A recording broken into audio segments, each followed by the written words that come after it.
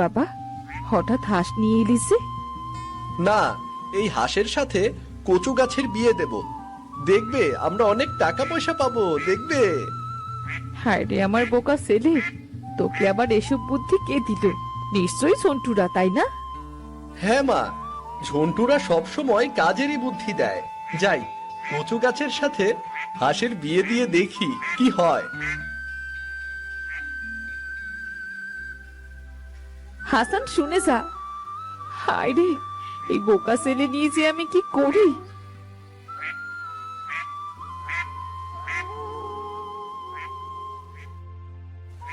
এই রে, হাঁসটা তো হাত থেকে ছুটে গেল। এই দাঁড়া দাঁড়া দাঁড়া, এই দাঁড়া বলছি, দাঁড়া। আরে, এ কি? বাহ, কতগুলো কচু গাছ! এখানেই কচু গাছের সাথে হাঁসের বিয়ে দিয়ে দেই।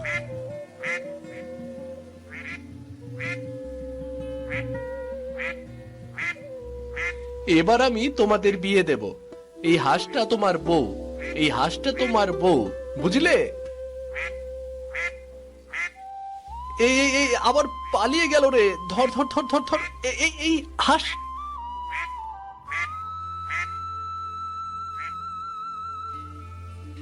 এই যা, হাঁসটা তো গর্তে পড়ে গেল। এই হাঁস, দেখি। এই এই যে, আরে তুই এত ঠোকরা ঠুকরি করছিস কেন? ঠোকরা ঠুকরি বন্ধ কর। দেখি, উঠে আয় তো, উঠে আয়, দেখি, উঠে আয়। আরে, এটা কি? দেখি তো। আরে, এটা তো দেখছি মায়ের হাতের হারটার মতো। দেখি তো, এটা মার কাছে নিয়ে যাই।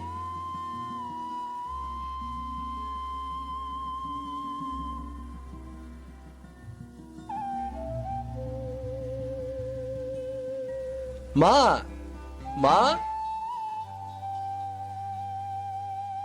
কিরে হাসান, কি হয়েছে? এই যে মা, দেখো এটা কি। আরে, তুই এটা পেলি কোথায়? এটা তো স্বর্ণের আর অনেক দামি হার বলে মনে হচ্ছে। পুরাতন জমিদার বাড়িতে পেয়েছি মা, একটা গর্তে পেয়েছি।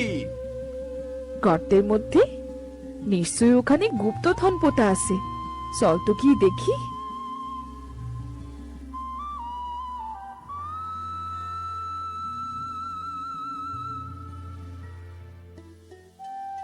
ওই গর্তের মধ্যেই গয়না পেয়েছি মা। চল তো গর্তটা করে দেখি।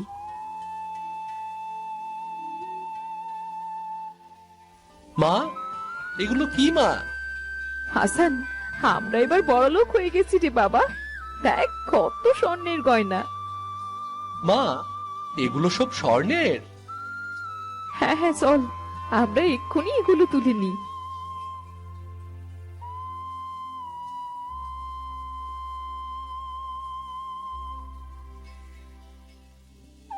কিরে হাসান, কি খবর তোর? দিলি নাকি কচু গাছের সাথে হাঁসের বিয়ে? আরে, তোদের জন্য আমি বড়লোক হয়ে গেছি রে। তোদের অনেক অনেক ধন্যবাদ। তোদের কথা মতো কচু গাছের সাথে হাঁসের বিয়ে দিতে গিয়ে পুরাতন জমিদার বাড়িতে গিয়েছিলাম। সেখানে কি পেয়েছি জানিস? কি পেয়েছিস? স্বর্ণের গয়না, অনেক অনেক স্বর্ণের গয়না। আমরা বড়লোক হয়ে গেছি রে। কি বলছিস? হ্যাঁ, আমি ঠিকই বলছি। যাই, বাড়িতে যাই, গিয়ে সবকিছু ঠিকঠাক করতে হবে যে।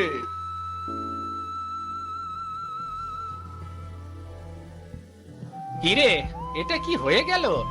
এই ব্যাটা তো ধনরত্ন পেয়ে গেল কি করে? নিশ্চয়ই গুপ্তধন পেয়েছে। চল, আমরাও পুরাতন জমিদার বাড়িতে যাই। ও পেলে আমরাও পাবো। আরে হ্যাঁ হ্যাঁ, তাই চল চল চল।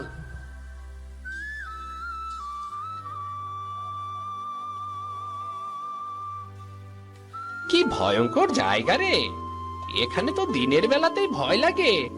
এমন একটা জায়গায় গুপ্তধন লুকিয়ে আছে নাকি?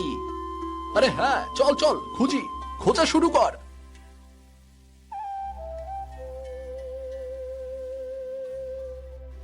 আরে ঝন্টু গর্তে পড়ে গেল।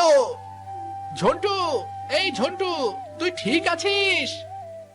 চিন্টু, মিন্টু, আমাকে এই গর্ত থেকে উদ্ধার কর। ঝন্টুর গলার আওয়াজ শুনে তো মনে হচ্ছে গর্তটা অনেক গভীর। হ্যাঁ রে, তাই তো মনে হচ্ছে রে। ওকে উদ্ধার করতে গিয়ে আমরা বিপদে পড়ে যাব। এখানে তো আরো এমন গর্ত থাকতে পারে। গুপ্তধনের কোনো দরকার নেই, এখানে থাকাটাই বিপজ্জনক। চল, আমরা বরং চলে যাই। হ্যাঁ হ্যাঁ হ্যাঁ, চল চল চল। চিন্টু, মিন্টু, তোরা আছিস? কতক্ষণ ধরে ডাকছি, কেউ তো সাড়া দিচ্ছে না। ওরা মনে হয় আমাকে রেখে চলে গেছে। ঝন্টু, ঝন্টু, কে? হাসান? হ্যাঁ রে, আমি। তুই এই গর্তের ভেতরে কি করছিলি? আমি এই গর্তে পড়ে গেছি রে হাসান, আমার খুব ভয় করছে। ভয় পাস না, আমি তোকে যেভাবেই হোক উদ্ধার করব। তুই আরেকটু সাহস করে থাক, কিছুক্ষণ অপেক্ষা কর, কেমন?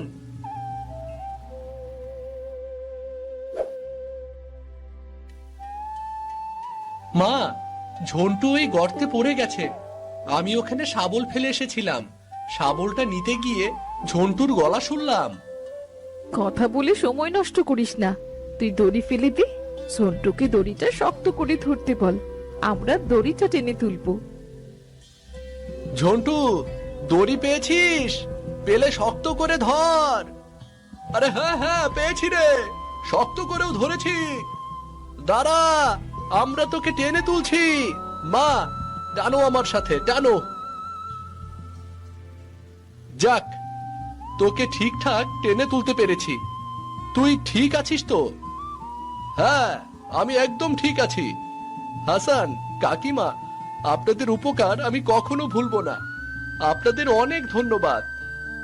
না না, ধন্যবাদ কেন দিচ্ছ তুমি? তুমি ঠিক আছো, এটাই আমাদের বড় পাওয়া। আমাকে ক্ষমা করে দিস হাসান, আমি অনেক অন্যায় করেছি। হাসানের সাথে মজা করার জন্য অনেক উল্টাপাল্টা কথা বলেছি। হাসানকে সহজ সরল পেয়ে বোকা বানিয়ে। কথা না, কখন আসবে কে জানে।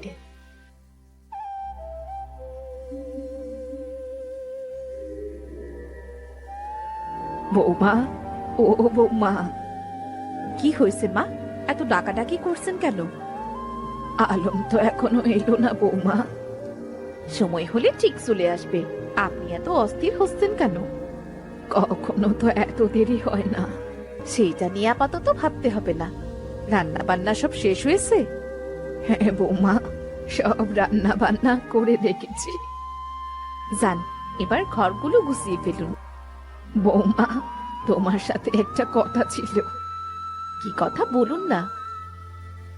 বৌমা, দেখতেই তো পাচ্ছ, আমার শাড়িটা অনেক পুরনো হয়ে গেছে, জায়গায় জায়গায় ছিঁড়ে গেছে। তালি দিয়ে সেলাই করে সে শাড়িটাই পরছি। হ্যাঁ তো? তোমার একটা শাড়ি আমায় দেবে? পুরনো হলেও চলবে। হ্যাঁ, আমি আপনাকে পুরাতন শাড়ি দিই আর সবার কাছে বলে বেড়ান যে ছেলের বউর পুরাতন শাড়ি পরে থাকতে হয় আপনাকে। না না বৌমা, তুমি ভুল বুঝছো। আমি এমন কিছু বলবো না কখনো। হ্যাঁ হ্যাঁ, আপনাকে আমার চেনা আছে, জায়গায় জায়গায় গিয়ে সব বলে বেড়াবেন। না না বৌমা, আমি কাউকে কিচ্ছু বলবো না। আমার একটা শাড়ির খুবই দরকার। আচ্ছা, এই ব্যাপারে পরে কথা বলবো। এখন সারি সারি করে মাথা খারাপ করবেন না। আপনার ছেলেকে বলবো মাইনে পেলে আপনার জন্য শাড়ি কিনে দেবে। আচ্ছা ঠিক আছে মা।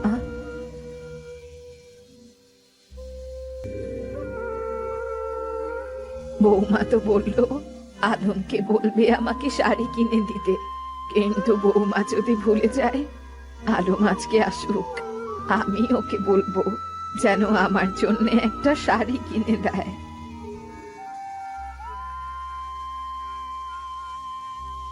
কি ব্যাপার মা, তুমি এখানে দাঁড়িয়ে আছো কেন? বাবা তুই এসেছিস, এত দেরি হলো কেন?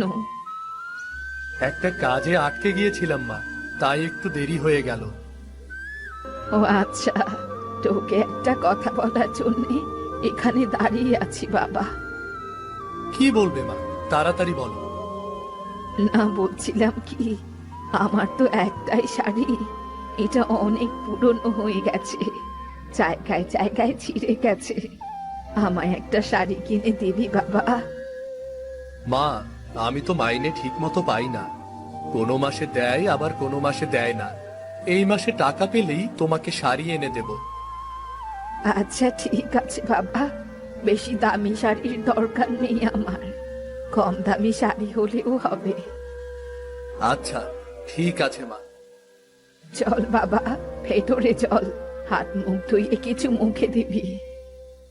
আচ্ছা ঠিক আছে মা।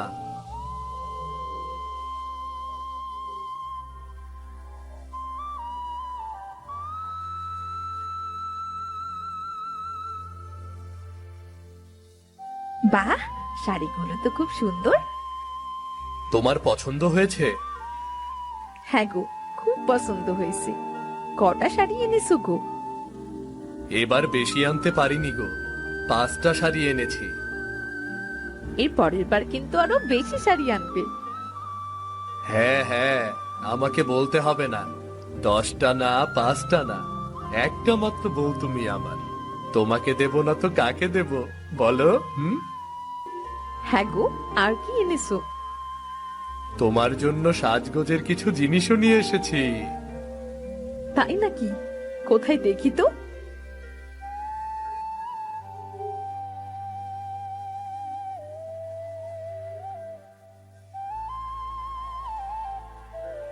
মা, ও মা। আরে ননদিনী দেখছি যে, তা হঠাৎ কি মনে করে? কোনো দরকার নাকি? মায়ের বাড়িতে কি মেয়েরা শুধু দরকারই আসে ভাবি? আমি মাকে দেখতে এসেছি। মা কোথায় ভাবি? রান্নাঘর ছাড়া আর কোথায় থাকবে? রান্নাঘর ছাড়া আর কোথায় থাকবে মানে? মা রান্নাঘরে কি করছে? রান্নাঘরে লোকে কি করে? রান্নাই তো করে। এই বয়সে মাকে দিয়ে তুমি রান্না করাচ্ছ ভাবি? তো উনি কি করবেন? কাজ না করে শুধু বসে বসে খাবেন নাকি? তুমি এইভাবে কেন কথা বলছো ভাবি? পুলিশেও না, উনি তোমার শাশুড়ি। তুমি এখন বাড়ি বই ঝগড়া করতে এসেছো নাকি? না, তোমার সাথে ঝগড়া করে আমি জিততেও পারবো না। আমি আমার মায়ের কাছে যাচ্ছি।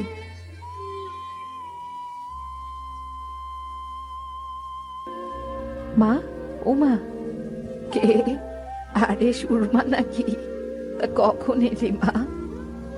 এই তো কিছুক্ষণ আগেই এলাম মা। তোমার আদরের ছেলের বউ তো দেখছি তোমাকে একেবারে চাকরানি বানিয়ে রেখেছে। এভাবে বলিস না। কেন রে মা? আমি তো নিজেই সব করছি, সারা জীবন কাজ করে অভ্যাস। এখন শুয়ে বসে দিন কাটাতে কি ভালো লাগে বল?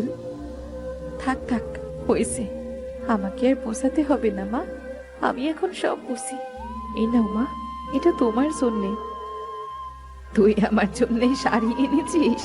কি দরকার ছিল রে মা? আমার তো শাড়ি আছে। হ্যাঁ, কেমন শাড়ি পরে আসো তা তো দেখতেই পাচ্ছি মা।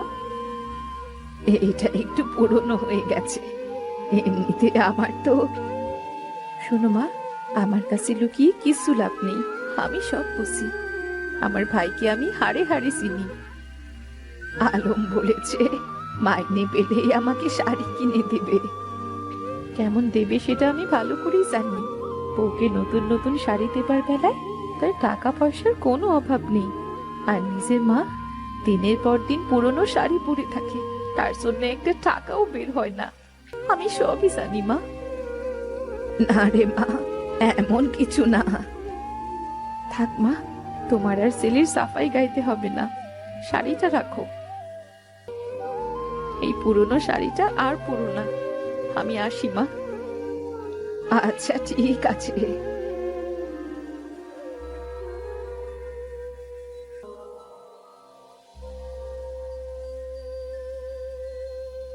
মা, সুরমা তোমাকে নাকি একটা শাড়ি দিয়ে গেছে? হ্যাঁ রে বাবা, কাল সুরমা এসে আমাকে শাড়িটা দিয়ে গেছে। আর তুমিও সেটা রেখে দিলে? তুমি বোঝাতে চাও যে আমি তোমাকে শাড়ি কিনে দেই না, তাই মেয়ের দেয়া শাড়ি তোমার রাখতে হলো, তাই না? সুরমা এত করে বললো বাবা, আমি কি না করতে পারি? তা কেন না করবে? আমাকে অপমান করতে তো তোমার ভালোই লাগে। না বাবা, আমি তোকে অপমান করতে চাইনি। আচ্ছা ঠিক আছে, আমি সুরমার দেওয়া শাড়িটা ওকে ফিরিয়ে দেব। তোমার যা ইচ্ছা তুমি তাই করো।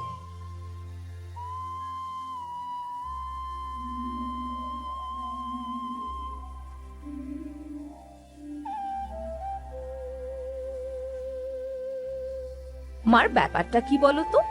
যার তার কাছ থেকে শাড়ি নিয়ে বেড়াচ্ছে। হ্যাঁ, আমিও বুঝতে পারছি না মা কেন এমন করছে। তোমার বোন সেদিন যাতা কথা শুনিয়ে গেল। এসব কথা শুনতে কি ভালো লাগে বলো? এসব কথা শুনতে তো আমারও ভালো লাগে না। মাকে আর কত বলবো বলো? মা তো একদম বুঝতেই চাইছে না। এমন করতে থাকলে কিন্তু এ বাড়িতে মাকে রাখা সম্ভব হবে না। একটা শাড়ির জন্য পাগল বানিয়ে ফেললো। তুমি চিন্তা করো না, আমি দেখছি কি করা যায়। এসব ঝামেলা আমারও আর ভালো লাগছে না। হ্যাঁ তাই দেখো, শাশুড়িকে পালো পুষো আর রোজ রোজ লোকের কথা শোনো। সব তো সব।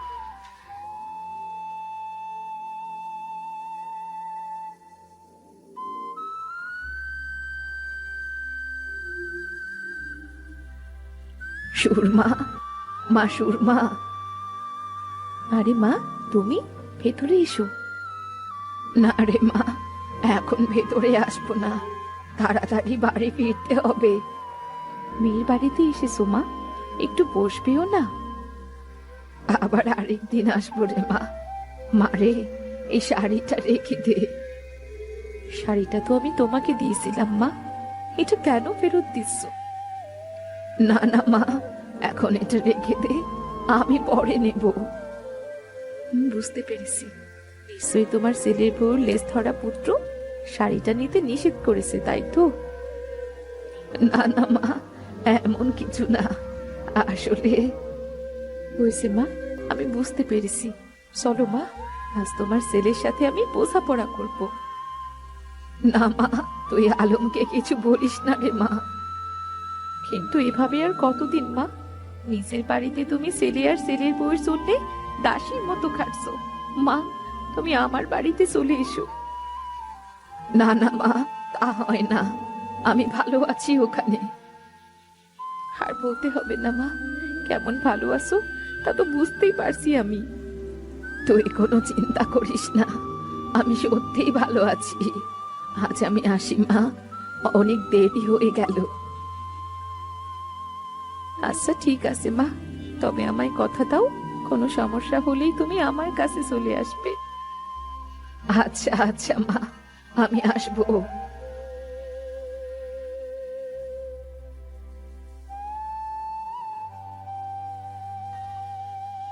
বাহ, বড়ই গাছটায় কি সুন্দর বড়ই ধরেছে। কতদিন একটু মিষ্টি বড়ই খাই না।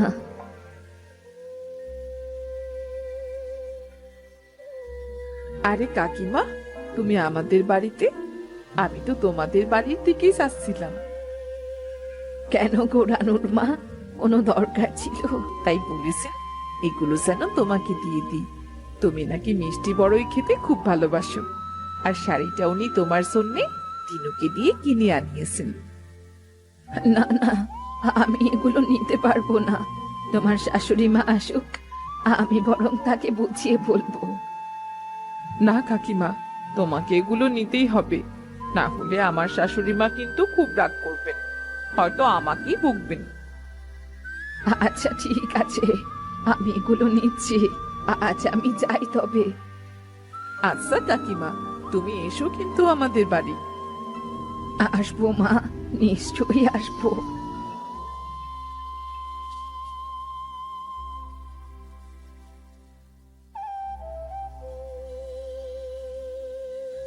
দাঁড়াও মা, তোমার হাতে এগুলো কি? না রে বাবা, এগুলো তেমন কিছুই না।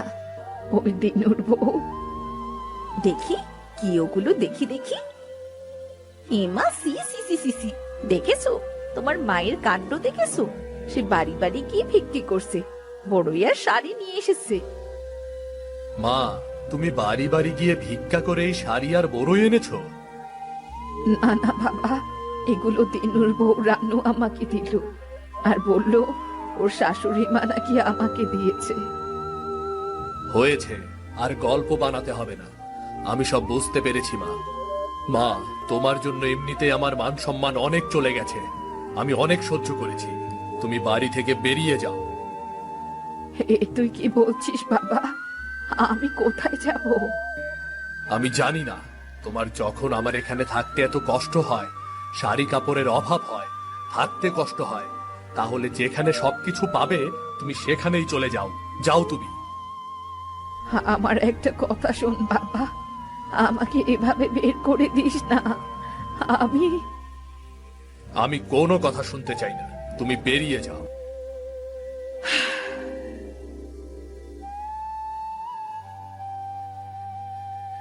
আমি এখন কোথায় যাব, কি করব? সুরমার বাড়িতে যাব কি? না আমার মেয়েটা, না আমার মেয়েটার তাহলে অনেক অসুবিধে হবে। মেয়ে জামাই না জানি কি মনে করে। তাহলে আমি যাব কোথায়, কি করব? আমার তো খুব খিদেও পেয়েছে।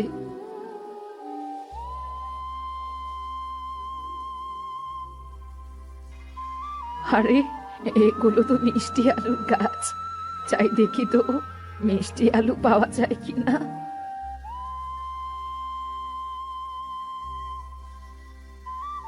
বাহ, আলুগুলো তো খুব সুন্দর। যাই, কোথাও বসে আলুগুলো খাই। স্বাদ ভালো হলে বাকি আলুগুলো তুলে নেব। আরে, ওই তো একটা বড়ই গাছ। ওই বড়ই গাছের নিচে বসে আলুগুলো খেয়ে ফেলি। কেমন অদ্ভুত গাছ, গাছে একটা বড়ইও নেই। সৃষ্টিকর্তার লীলা কে বুঝবে।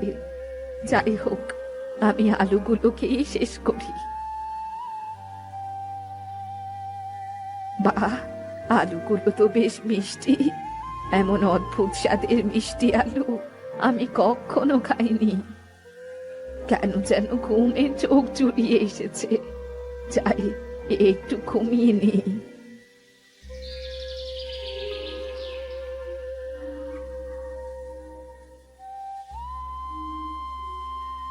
এ কি, এটা কি পড়লো আমার মুখের ওপর? কি এটা?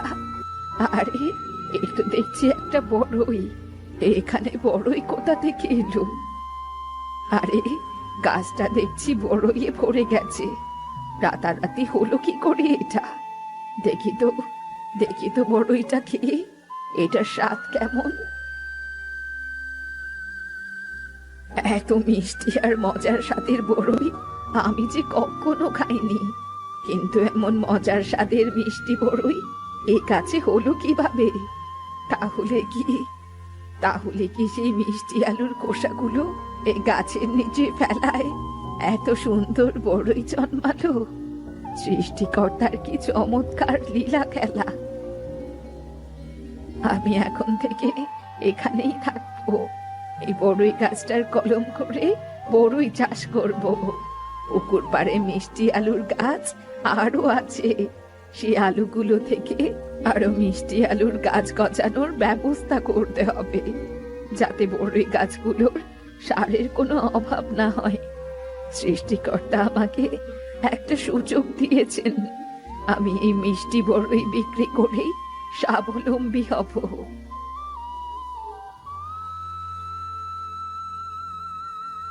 সব কলম লাগানো শেষ। বাহ, দেখতে তো খুব সুন্দর লাগছে। এবার গাছগুলোতে সময় মতো বড়ই ধরার পালা। এই জায়গার নাম আমি দিলাম বুড়ির মিষ্টি বড়ই বাগান। বুড়িমা, তোমার বড়ইয়ের যে স্বাদ, সবাই শুধু এই বড়ইগুলোই কিনতে চায়। এই নাও কালকের বড়ই বিক্রির টাকা। আগামীকাল আমার আরো বড়ই লাগবে কিন্তু। হ্যাঁ হ্যাঁ, তুমি নিয়ে যাও বাবা। আচ্ছা বুড়িমা, আমি আসি তাহলে এখন। আচ্ছা বাবা, ঠিক আছে।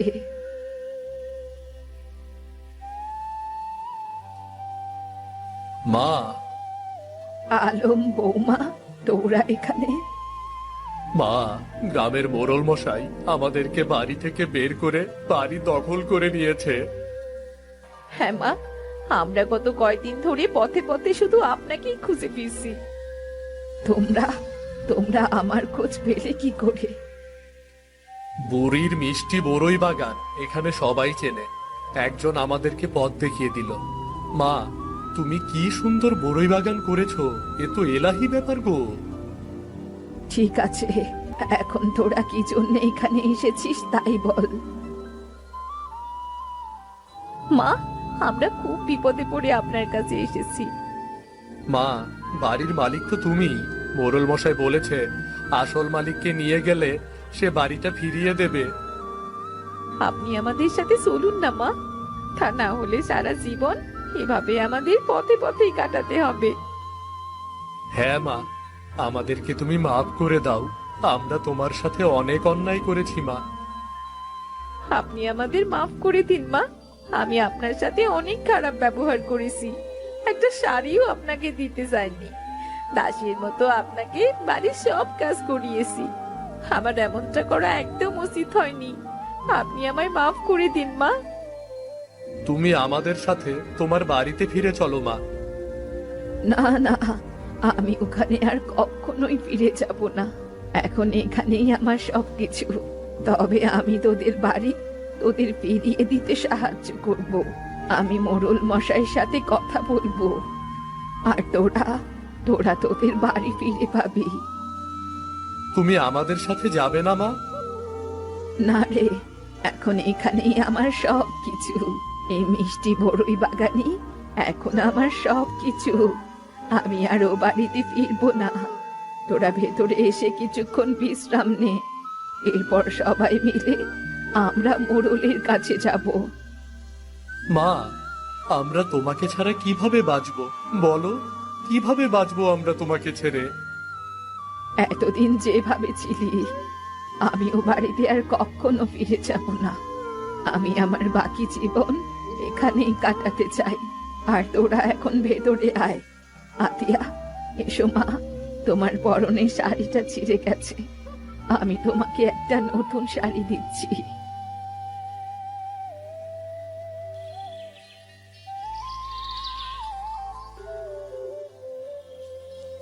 এ কি কি হচ্ছে এসব?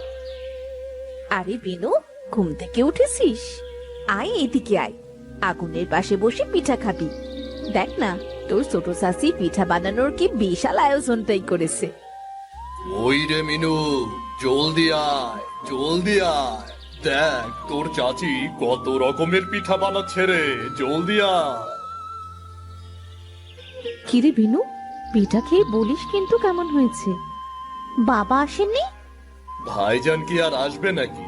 ভাইজান তো আর এসব আমোদ ফুর্তি পছন্দ করে না রে। ভুল বলেছ। ওই দেখো চাচা, বাবা চলে এসেছে।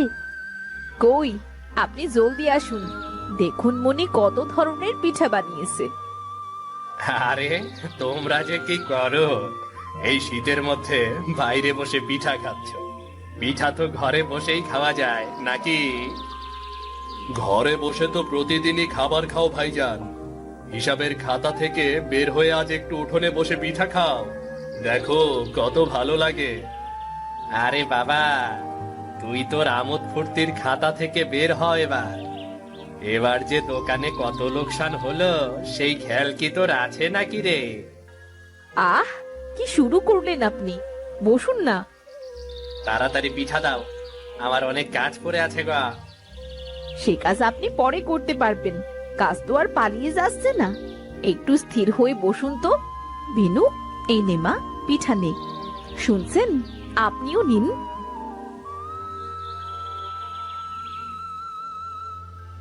আরে এটা তো চিতই পিঠা, কিন্তু স্বাদে ঝাল আর নানান রকম সবজি দেয়া। চাচি, এটা তোমার নতুন আবিষ্কার নাকি? হ্যাঁ রে, সবসময় তো একভাবেই চিতই বানাই। আজ একটু ভাবলাম এভাবে চেষ্টা করে দেখি না কেমন হয়। খুব মজা হয়েছে চাচি, আরেকটা নেব? নে রে মা, তোর যে কয়টা ভালো লাগে তুই খা। এর পিঠার কোনো জবাব নেই। আরে আমি কি আর ওর রান্না খারাপ বলছি নাকি? আমারও তো বেশ ভালো লাগে মনির বানানো শীতের পিঠা। আসলে আমার শীতকালটাই বেশ ভালো লাগে। কেন চাচা, শীতকাল ভালো লাগানো? এই যে দেখো, শীতকালে কত ধরনের পিঠা করা হয়।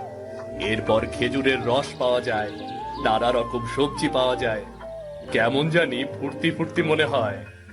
আমোদ ফুর্তি তো জীবন। আমাদের মনির কিন্তু আমোদ ফুর্তি করতে পারলেই খুশি হয়। জীবনে আমোদ ফুর্তিরও দরকার আছে ভাইজান। সবাই তোমার মতো কাঠখোট্টা হলে কিভাবে হবে বলো? কি? আমি কাঠখোট্টা? আমি আর যাই হই, তোর মতো কাজকর্ম না করে অকারণে ঢোল বাজাই না। কাজই জীবন, বুঝলি? কাজই জীবন। আহ, কি শুরু করলেন আপনারা? থামুন না। তবে যাই হোক, শীতকাল আমার আরো একটা কারণে বেশ প্রিয়। আর তা হলো, আমি আমার প্রিয় ফল বড়ই খেতে পারি। কিন্তু আমাদের বড়ই গাছটা দেখো ভাবি, ফুলে ফুলে ছেয়ে গেছে, কিন্তু এখনো বড়ই কেন ধরেনি সেটাই বুঝতে পারছি না। তাই তো, আমিও কত অপেক্ষা করে আছি বড়ই খাওয়ার জন্য। আর ওই গাছটার বড়ই কিন্তু বেশ খেতে, কিন্তু এখনো বড়ই কেন ধরেনি কে জানে। হয়তো কোনো কারণে বড়ই ধরতে দেরি হচ্ছে, তবে একদিন তো ঠিকই ধরবে। বিনু, ও বিনু, বিনু শুনে যা তো।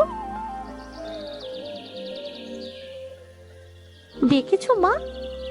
আমি ওই বাড়িটা ঝাড়ু দিয়ে পরিষ্কার করে আসি, তুই ঘরদোরগুলো গুছিয়ে ফেলিস কেমন? তোর চাচি রান্নাঘরে কাজ করছে, কিছু লাগলে তাকে এগিয়ে দিস। ওই বাড়িতে তো কেউ থাকে না মা, শুধু শুধু পরিষ্কার করার কি দরকার? কেউ থাকুক আর নাইবা থাকুক, বাড়িটা তো আমাদেরই। তোর দাদা মানে আমাদের বাবা তো বাড়িটা আমাদের জন্যই বানিয়েছিলেন, সেটাকে পরিষ্কার রাখবো না? তুই এই দিককার কাজগুলো সেরে ফেলিস মা, আমি কাজটা সেরেই চলে আসছি। আচ্ছা ঠিক